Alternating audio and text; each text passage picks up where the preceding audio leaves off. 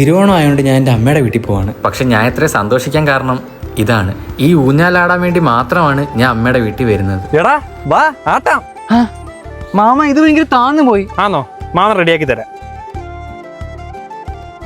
ഇനി വന്നിരിക്കും. ഇപ്പൊ കറക്റ്റായി മാമ. മാമ ഇനി ഞാൻ ആടാം. വാ, ഞാൻ ചില്ലാട്ടം ആടി കാണിച്ചു തരാം. മാമ ഇനി ഞാൻ ആടാം. നിന്നെ ഞാൻ കറക്കാം. വാ. അയ്യോ അയ്യോ മാമ മാമ മാമ. എടാ വാ, മാമ മുട്ട ഇട്ട് കാണിക്കാം. മാമ ഇനി ആട്ട്. മാമ കുറച്ചുകൂടെ സ്പീഡ്. മാമ ഇനി സ്പീഡില്. മാമ ഇനിയും.